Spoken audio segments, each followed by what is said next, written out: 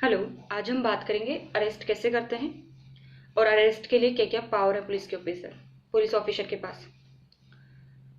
Last videos में हमने देखा था अरेस्ट करते कैसे हैं बिना वारंट के पुलिस ऑफिसर, मजिस्ट्रेट और प्राइवेट पर्सन। आज हम देखेंगे कि अरेस्ट करते कैसे हैं। इसके लिए सेक्शन 46 आप ओपन कर लीजिए बैरेक्ट में। साथ ही आप आईपीसी की बैरेक्ट भी लेके बैठिएगा, वो भी कैरी करिएगा, बिकॉज काफ़ी सारे काफ़ी सारे सेक्शन रिलेटेड है दोनों में, तो आपको इजी रहेगा समझने में। 46 कंटिन्यू करते हैं। अरेस्ट हाउ मेड, अरेस्ट कैसे करते हैं। 46 का वाई फर्स्ट क्लोज में आ जाइए। द पुलिस ऑफिसर और other person making this same shall actually touch और confine the body of the person to be arrested. जो पुलिस ऑफिसर होगा या कोई और पर्सन जो अरेस्ट कर रहा है वो एक्चुअली टच करेगा या कन्फाइन करेगा बॉडी को। टच करेंगे या कन्फाइन मतलब उसको बाउंड करेंगे बॉडी को। इसका एक condition unless there be submission to the custody by word और एक्शन। अगर वहां पे कस्टडी का सबमिशन बाय वर्ड और एक्शन कर देता है अरेस्टेड पर्सन, मतलब जिसको अरेस्ट करना है वो आकर खुद ही सबमिट कर देता है, अपने आप को प्रेजेंट कर देता है, प्रस्तुत कर देता है अरेस्ट के लिए, तो वहां पर एक्चुअली टच और कन्फाइन करने की नीड नहीं है। फॉर एग्जाम्पल आप एक केस लिख लीजिए, भरोसा वर्सेस इम्पेरर। 1941 का केस था। साइटेशन में एक बार इसकी डिस्क्रिप्शन बॉक्स में लिख दूंगी, आप वहां से देख लेना। इस केस में ये कहा था कि अगर मान लो कोई पर्सन है, उसने कोई ऑफेंस किया है, ठीक है, और वो पुलिस के सामने आकर अक्यूजिंग हिमसेल्फ, वो अपने आप को अक्यूज कर रहा है, वो बता रहा है कि स्टेटमेंट दे रहा है कि हाँ मैंने ये ऑफेंस किया है, ठीक है, तो उसका सबमिशन माना जाएगा, ओरल सबमिशन, कि हाँ उसने आके खुद ही सबमिट कराया अपना। तो अगर इसी तरीके से कोई पर्सन खुद को सबमिट करा देता है कस्टडी में पुलिस के में, बाय वर्ड भी हो सकती है सबमिशन या बाय एक्शन हो सकता है, तब उसको टच या कन्फाइन करने की नीड नहीं है। 46 के प्रोवाइडो में आ जाइए। प्रोवाइडो वीमेन के लिए एड हुआ है, 2008 में एड हुआ था, वीमेन के ऊपर है।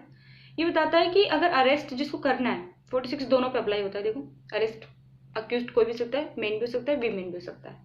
अगर वो अक्यूज जिसको अरेस्ट करना है, ऑफेंडर, वो वीमेन है ऑफेंडर, तो क्या करेंगे, उसका अरेस्ट करने के लिए ओरल सबमिशन होगा सिर्फ उसका, मतलब पुलिस जो ऑफिसर होगा उसको एक्चुअली टच या कन्फाइन नहीं करेगा, उसका ओरल सबमिशन होगा।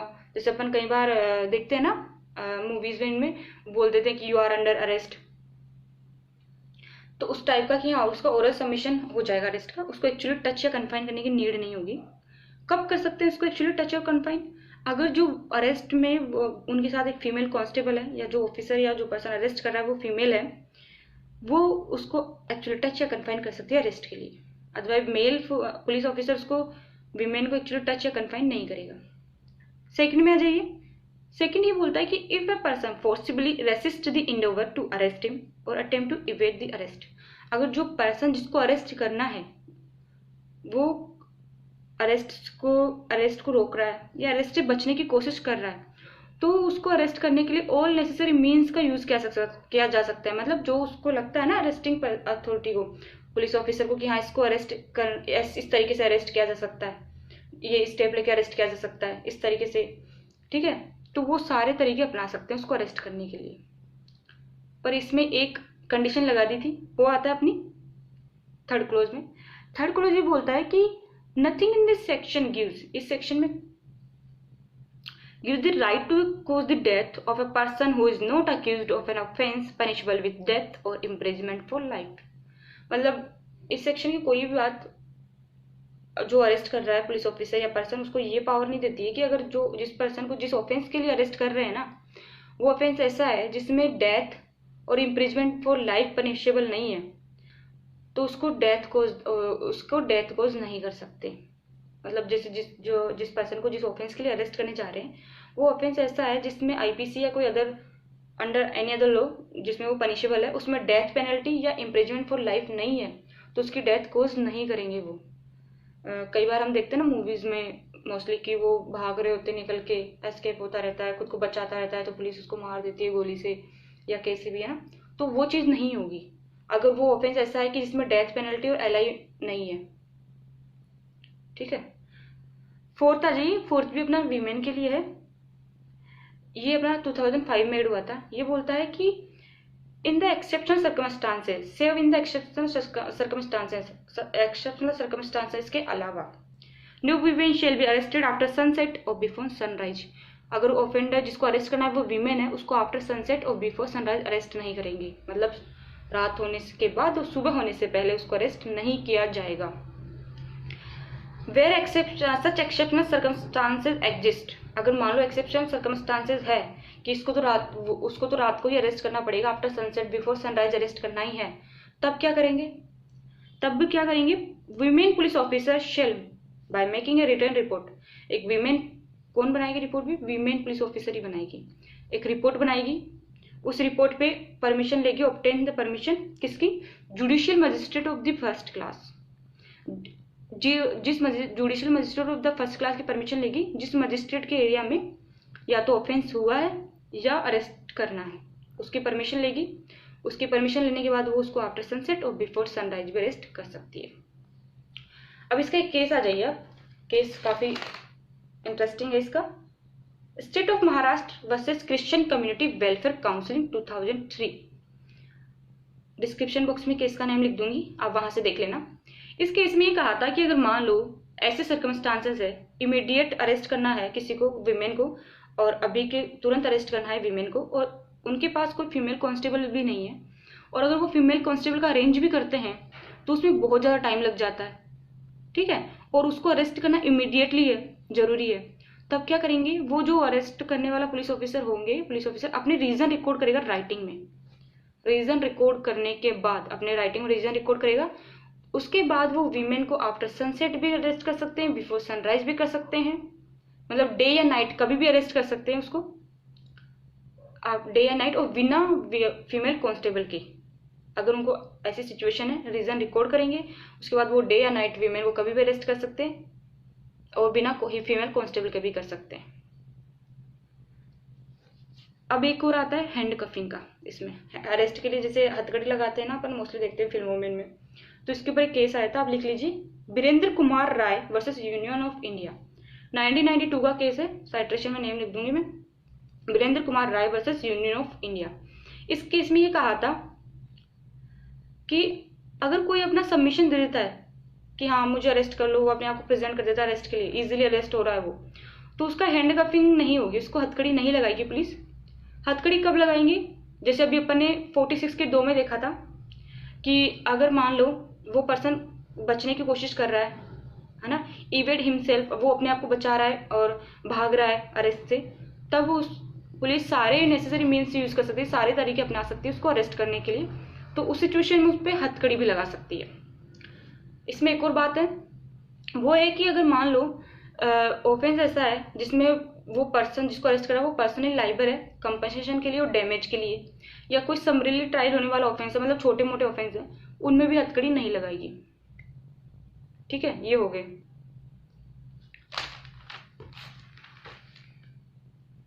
अब आईपीसी के कुछ सेक्शन इसमें रिलेटेड है, वो आ जाते हैं सेक्शन 24, 25, 25B। 24 ये बोलता है कि अगर जो पर्सन है जो जिसको अरेस्ट करना है, ठीक है, वो बचने की कोशिश कर रहा है, तो वो पनिशेबल होगा आईपीसी के 224 में।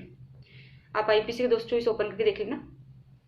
225 आईपीसी का ये बोलता है कि अगर कोई दूसरे पर्सन को अरेस्ट कर रहे हैं, किसी को अरेस्ट कर रहे हैं, कोई दूसरा पर्सन उसके अरेस्ट को रोक रहा है ना, और अरेस्ट को रोक रहा है, तो उसमें क्या होता है, उसमें वो पनिशेबल होगा वो पर्सन जो उसको रोक रहा है। 224 में तो खुद अपने अरेस्ट से बचने की कोशिश कर रहा था, खुद रोक रहा था, ऑब्स्ट्रक्ट कर रहा था पुलिस को।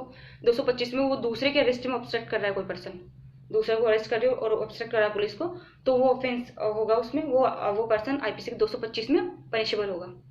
225B ये बोलता है कि 224 और 225 224 और सेक्शन 225 दोनों ही कंडीशन के अलावा, इन दोनों के अलावा कोई कंडीशन होती है जिसमें पुलिस या कोई पर्सन जो अथोराइज अरेस्ट के लिए उसको ऑब्स्ट्रक्ट करता है, रोकता है अरेस्ट से, ठीक है, कोई भी तरीके जो 225B में मेंशन है उस तरीके से, तो वो उस सेक्शन के अंडर पनिशेबल होगा, वो ऑफेंस होगा। ठीक है, ये तीनों सेक्शन इसमें ऐड हो गए अपने आईपीसी के 224, 225, 225B। तो 46 आ गया, मोटा मोटा है, कैसे करते हैं, ओरल या एक्चुअल टच या कन्फाइन करेंगे। अगर उसने सबमिट कर दिया ओरल अपना एक्शन बाय वर्ड्स तो उसको एक्चुअल टच या कन्फाइन करने की नीड नहीं है। अगर वो भागने की कोशिश करता है तो कोई भी तरीका अपना सकते हैं। पर ऑफेंस ऐसा है जिसमें डेथ पेनल्टी या लाइफ इम्प्रिजनमेंट नहीं है पनिशमेंट, तो उसको डेथ कोज नहीं करेंगे उसको अरेस्ट करने के लिए। और वीमेन को आफ्टर सनसेट और बिफोर सनराइज नहीं किया जा सकता। अगर करना है तो एक वुमेन पुलिस ऑफिसर को जुडिशियल मजिस्ट्रेट के पास से परमिशन लेनी पड़ेगी उसके अरेस्ट की। हो गया 46। अब अपन आते हैं additional power of the arrest. आप एक टॉपिक डाल लीजिए, additional power of making arrest. मतलब अरेस्ट के लिए एडिशनल पावर की, अरेस्ट के लिए पुलिस ऑफिसर क्या क्या स्टेप ले सकता है, क्या क्या कर सकता है, पुलिस के ऊपर ऑफिसर के पास क्या क्या पावर है एडिशनल। इस टॉपिक में आप सेक्शन लिख लीजिए 47, 48, 55 और 60। 4 सेक्शन है, 47, 48, 55 और सेक्शन 60। 47 पे आप आ जाइए, एडिशनल पावर हम पढ़ रहे हैं। Search of palace entered by person should to be arrested. अगर उस पैलेस में सर्च करना पुलिस ऑफिसर और कोई भी पर्सन जो अंडर वारंट काम कर रहा है अरेस्ट के लिए, तो क्या कर सकते हैं, ऐसे पैलेस की सर्च कर सकते हैं जहां उनको लगता है कि अरेस्टेड पर्सन अंदर गया है उसमें या अंदर है उसके। अब ठीक है 47 के फर्स्ट क्लोज में आ जाइए। If any person acting under a warrant of arrest और any police officer having authority to arrest has reason to believe that person to be arrested has entered into or within any palace।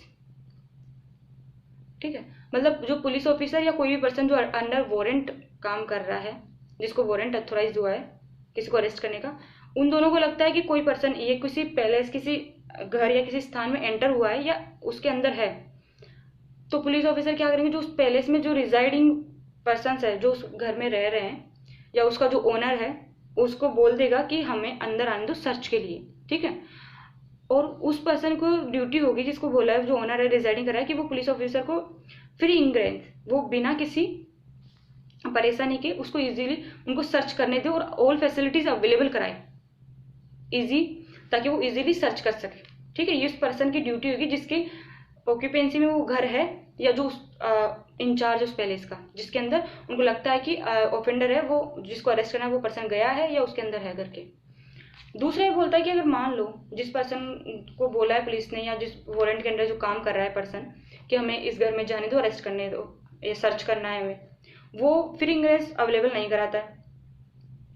ठीक है, if the ingress to such palace can not be obtain under subsection 1। अब subsection 1 में उनको लगता है कि जिस person को बोला है कि हमें सर्च करना है वो पुलिस ऑफिसर को अलाउ नहीं कर रहा है, सर्च के लिए रोक रहा है, तो पुलिस ऑफिसर क्या कर सकते हैं यहाँ पे, या फिर ऐसी सिचुएशन है कि एक जो यहाँ बट कैन नॉट, ये जो लाइन आती है, but can not be obtain without affording the person to be arrested an opportunity of escape. ठीक है, अब ये लगता है कि एक वारंट के अंदर कोई अरेस्ट कर रहे हैं, एक वारंट के अंदर वो काम कर रहा है और ऐसा, और या तो वारंट के अंदर काम कर रहा है जो वारंट के अंदर उसको अथोराइज अरेस्ट के लिए, या ऐसा ऑफेंस कि उसको अथोराइज अरेस्ट के लिए और उसके लिए वारंट चाहिए। पर ऐसी सिचुएशन है कि वारंट तभी लाया जा सकता है तब, जब तक लाएंगे जब तक तो वो भाग जाएगा। तो उन सिचुएशन में वो क्या कर सकते हैं, उसने ऑफिसर जो घर का इंचार्ज था उसने अलाउ नहीं किया, उनको फैसिलिटीज नहीं दी सर्च की, तो वो दोनों, उस पुलिस ऑफिसर क्या कर सकता है, उस घर की कोई विंडो तोड़ सकता है, आउटर या इनर डोर तोड़ सकता है, किसके लिए, उस घर में एंटर होने के लिए और सर्च के लिए। ये बोलता है अपना टू क्लोज। इसका एक प्रोवाइडो आता है, प्रोवाइडो इस पे एक कंडीशन लगा देता है, बाउंडेशन, कि हाँ देखिए ये तो बोल दिया कि अगर मान लो पुलिस ऑफिसर है, अरे सर्च करना है और जो वारंट के अंदर जो पर्सन काम कर रहा है वो सर्च कर रहा है, उसके पास पावर है, अगर मान लो उसको अलाउ नहीं कर रहे तो वो कोई भी तरीका अपना सकता है अंदर जाने का, मतलब दीवार, उसका घर गेट तोड़ सकता है, विंडो तोड़ सकता है, इनर आउटर डोर कोई भी ओपन तोड़ सकता है। पर इसमें एक कंडीशन है, क्या है, अगर मान लो उस पैलेस जहां पर उनको सर्च करना है उसका कोई भी अपार्टमेंट या कोई भी रूम एक फीमेल के ऑक्यूपेंसी में, ठीक है, फीमेल के ऑक्यूपेंसी मतलब एक फीमेल के पास है वो कमरा, उसमें फीमेल है और वो फीमेल भी ऐसी है जो पर्दाशीन लेडी है, मतलब पर्दाशीन लेडी मतलब कि वो पब्लिक में आती नहीं है। ठीक है, अकॉर्डिंग टू कस्टम उनके कस्टम ऐसे है, रीति रिवाज ऐसे है कि वो पब्लिक में आती नहीं है ना। अगर फीमेल, तो वो क्या करेंगे, उस फीमेल को इंटीमेट देंगे, उसको नोटिस देंगे कि आप चाहें, आपके पास ऑप्शन है, आप बाहर चले जाइए। ठीक है, मतलब उसको नोटिस दे देंगे कि आप चाहें बिफोर, इसमें देखिए, before entering such apartment give notice to such female that she is liberty to withdraw and shall afford every reasonable facility for withdrawing. मतलब उसको नोटिस देंगे कि उसके पास लिबर्टी, उसके पास छूट है, वो चाहे तो बाहर जा सकती है और उसको बाहर जाने के लिए सारी फैसिलिटीज अवेलेबल कराएंगी। ठीक है, तब जाके वो सर्च उस अपार्टमेंट में सर्च कर सकते हैं और उस अपार्टमेंट में सर्च करने के लिए उसके विंडो गेट कुछ भी फिर वो तोड़ सकते हैं अगर उनको लग रहा है परेशानी आ रही है। सेक्शन इसका क्लोज थर्ड आ जाइए 47 का, ये है पुलिस ऑफिसर के बाहर आने के लिए। देखो हमने 2 में पढ़ा, पुलिस ऑफिसर को अंदर नहीं जाने दे रहे थे, पुलिस ऑफिसर अंदर जाने के लिए सर्च के लिए तोड़ रही है गेट या इनर विंडो, कोई भी तरीका अपना रही है। ठीक है, 43 उसके बाहर आने के लिए होता है। मान लो पुलिस ऑफिसर को या जो पर्सन वारंट के अंदर काम कर रहा है उसको बाउंड कर दिया, किसी ने बांध दिया, उसके अंदर डिटेन रोक दिया है उसको, तो पुलिस ऑफिसर अपने आप को छुड़ाने के लिए, बाहर आने के लिए क्या कर सकता है, कोई विंडो, आउटर इनर डोर, उसका विंडो तोड़ सकता है और कोई भी अलग और तरीका अपना सकता है।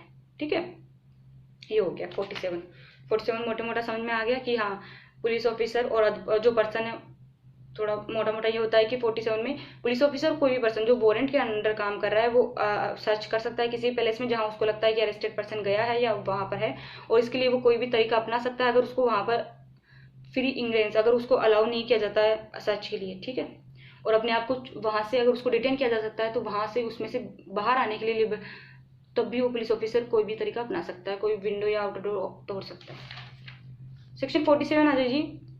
47 ये बोलता है 48 सेक्शन 48 पे आ जाइए। 48 बोलता है pursuit of offender into other जुडिक्शन, मतलब अन्य अधिकारिताओं में, मतलब जुडिक्शन से बाहर उसका पीछा करना। A police officer may, for the purpose of arresting without warrant any person whom he is authorized to arrest, pursue such person into any place in India। मतलब ये बोलता है कि किसी पर्सन को अरेस्ट करना है तो पुलिस ऑफिसर उसके अरेस्ट के लिए उसका पीछा कर सकता है, बिना वारंट के अरेस्ट कर रहे हैं, विदाउट वारंट उसको अथोराइज अरेस्ट के लिए उसका पीछा कर सकता है इंडिया के किसी भी जगह पे अरेस्ट के लिए। 48 यही बोलता है। अब अपने एडिशनल पावर में अपना है सेक्शन 55 आ जाइए, 55 निकाल लीजिए सीआरपीसी का। 55 है procedure when police officer depute subordinate to arrest without warrant, मतलब अपना जो पुलिस ऑफिसर है जो अरेस्ट कर रहा है वो अपने सबऑर्डिनेट को अथोराइज कर देता है किसी पर्सन को विदाउट वारंट अरेस्ट करने के लिए। ये क्या बोलता है, when any officer in charge of a police station और any police officer making an investigation under chapter 12 require any officer subordinate to him arrest without warrant any person who may lawful be arrested without warrant, मतलब जो police officer जो arrest कर रहा है, officer in charge police station का वो, या कोई भी इन्वेस्टिगेशन ऑफिसर जो चैप्टर 12 में जहाँ पे एफआईआर वगैरह लिखी जाती है 154 से जब ना है, वो अपने सबऑर्डिनेट को अथोराइज कर सकता है किसी पर्सन को अरेस्ट करने के लिए। इसके लिए करने में उसको क्या करना पड़ेगा, उसको एक ऑर्डर देना पड़ेगा रिटर्न में। उस ऑर्डर में वो क्या क्या मेंशन करेगा, ऑफेंडर का नाम, ऑफेंडर के बारे में लिखेगा कि किसको अरेस्ट करना है, ऑफेंस उसने कौन सा ऑफेंस किया है, और अदर उसमें इंफॉर्मेशन लिखेगा जिससे ये लगता हो कि हाँ उसको रीजनेबल है और लॉफुल है उसको विदाउट वारंट अरेस्ट करना। और जो पर्सन जो उसका सबऑर्डिनेट ऑफिसर है जिसको ऑर्डर दिया है उसको अरेस्ट करने का विदाउट वारंट, जिसको अथोराइज अरेस्ट करने में, वो उसको जब अरेस्ट करेगा उसको उस ऑर्डर के बारे में इंफॉर्मेशन देगा, मतलब उसको बताएगा सब इंस्टांसेस उस ऑर्डर में क्या क्या है कि उसको क्यों अरेस्ट कर रहा है वो बताएगा। और अगर जरूरी है तो उसको वारंट भी शो करेगा, वो ऑर्डर भी दिखाएगा कि हाँ देखो ये ऑर्डर है मेरे पास तुम्हें अरेस्ट करने का। ये बोलता है 55 का 1। सेकंड पे आ जाइए 55 की। Nothing in section 1 shall affect the power of police officer to arrest person under section 41, मतलब इस 45 में जो भी है वो पुलिस ऑफिसर की 41 में जो पावर है ना अरेस्ट की, हमने A to I जो पढ़ी थी वीडियो में, उसको अफेक्ट नहीं करता का। मतलब उन सिचुएशन में तो police officer without warrant arrest करने के लिए अथोराइज है, उसके पास पावर है, तो उनको अफेक्ट नहीं डालेगा ये। 55 में आ गया कि सबऑर्डिनेट को अथोराइज कर देता है, सबऑर्डिनेट को अथोराइज करने के लिए उसको ऑर्डर देना पड़ेगा, ऑर्डर राइटिंग में होगा, उसमें मेंशन करेगा ऑफेंस को अरेस्ट करना है वो और किसको अरेस्ट करना है वो, और वो जो अरेस्ट करेगा वो उसको बताएगा उसको सब इंस्टांसेस अरेस्टेड पर्सन को कि ये है, और जरूरी पड़ा तो उसको वारंट उसको ऑर्डर भी दिखाएगा कि हाँ देखो इस ऑर्डर के अंडर में तुम्हें अरेस्ट कर रहा हूँ। 55 आ गया। अब आप आ जाइए 60 पे। 60 बोलता है power on escape to pursue and retake, अगर कोई एस्केप हो रहा है, भागने की कोशिश कर रहा है तो उसको पीछा करना, उसको पकड़ के वापस ले आना। क्या बोलता है section 60, if a person is lawful custody escape और इज रेस्क्यूड, भाग रहा है या भाग गया या उसको रेस्क्यू छुड़ा के लेके चले गए, जैसे मूवीज में होता है ना, कुछ गुंडे आते हैं एक पर्सन को छुड़ा के लेके चले जाते हैं, उस टाइप का, उसको छुड़ा के लेके चले गए। The person from whose custody he is escaped और was rescued immediate pursue and arrest him in any place of India. अब वो जिस पर्सन की कस्टडी में था, ठीक है, जिसकी कस्टडी में उसको भगा के वो भागा है या उसको रेस्क्यू करके लेके गए, उसके पास पावर है कि वो इमीडिएटली उसका पीछा कर सकता है, कहीं पर भी इंडिया की किसी भी जगह पर उसको पीछा कर सकता है, उसको अरेस्ट करने के लिए, वापस लाने के लिए। 2 में आ जाइए। The provision of section 47 shall apply to arrest subsection 1 although the person making any arrest is not acting under a warrant and is not a police officer having authority to arrest।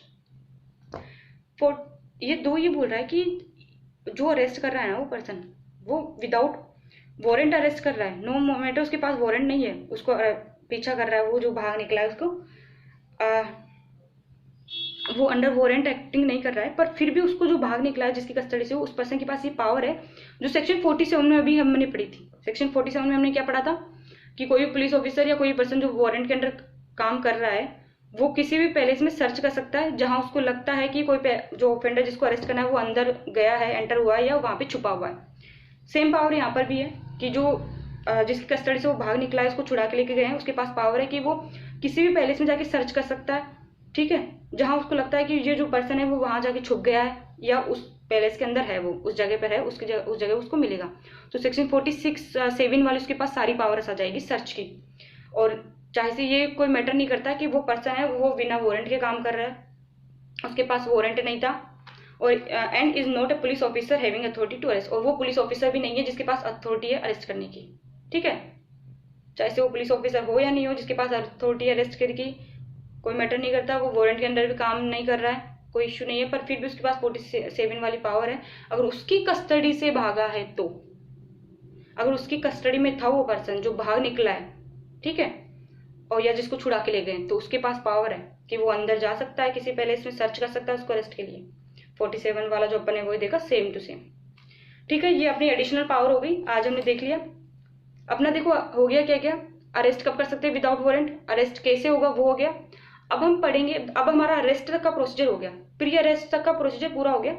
अब next video में हम देखेंगे अब arrest के बाद का post arrest procedure क्या है। अब अरेस्ट हो गया, अब अरेस्ट के बाद का पोस्ट अरेस्ट प्रोसीजर क्या है, अरेस्ट होने के बाद में क्या होता है, उसकी सर्च होगी, उसके पास वेपन मिलेंगे, वो सीज करे जाएंगे, ये जो सारा प्रोसीजर है वो हम अब वो करेंगे हम, ठीक है। Thank you so much.